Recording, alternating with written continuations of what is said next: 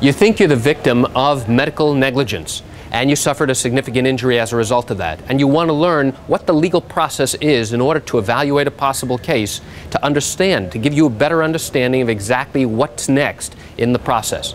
You want to learn more? Come join me. I'm Jerry Oginski. I'm a New York medical malpractice and personal injury trial attorney practicing law here in the state of New York. The first step is a quick screening call that you're going to have with the attorney that should last no more than 2 or 3 minutes. That call is designed to get some basic information to determine whether or not to even invite you into the office for a full consultation. Assuming you're invited into the office, then you'll sit down with the attorney for about an hour. He or she will then go through and ask you lots of questions about what you think was done wrong and what injuries you suffered as a result of that, and take you through step by step exactly what occurred.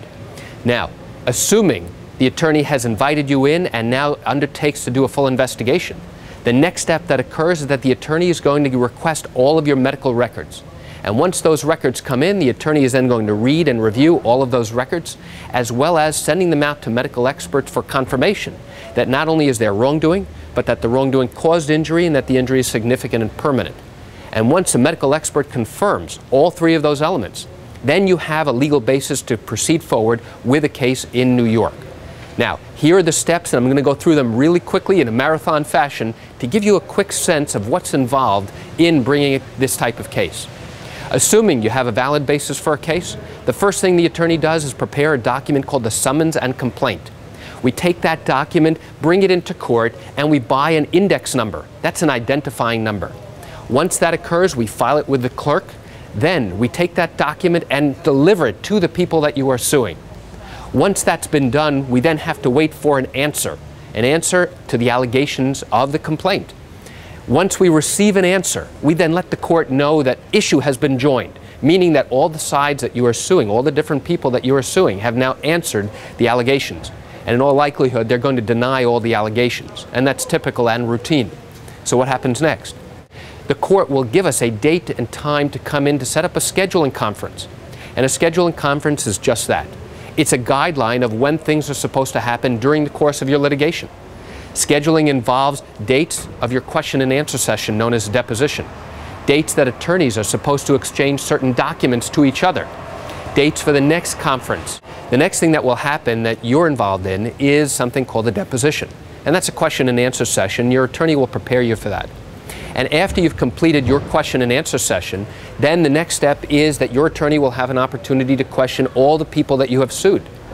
And after all of those depositions, also known as an examination before trial, are done, and after all those documents that are supposed to be exchanged are exchanged among the parties, the next step that will occur is we notify the court that the case is technically ready for trial. What does that mean? It means we file a document called a note of issue, which says to the court, "Hello court, hello judge, our case is now ready for trial. Please put us on the calendar, on the trial calendar." And what happens literally is we get put on the bottom of the calendar, and over time our case rises to the top. It'll be months before we get notified to come in for a pre-trial conference. Those are basically conferences designed to let the court know what's going on, whether or not there's a possibility of settlement or negotiation that we could try and enter into.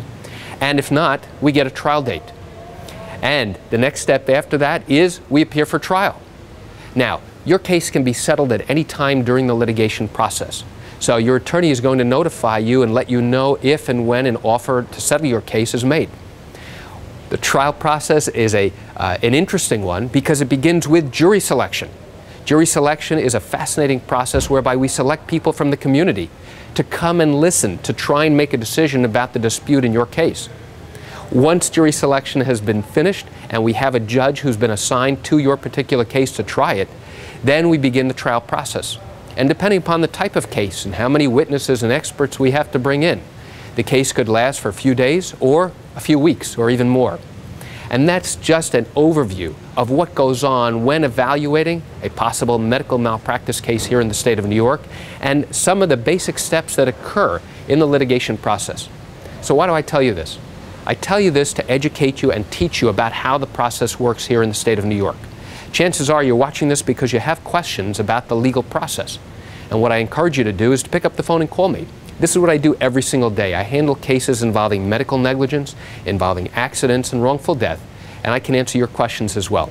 You can reach me at 516-487-8207 or by email at lawmed10@yahoo.com. I'm Jerry Oginski here in New York. Thanks for watching.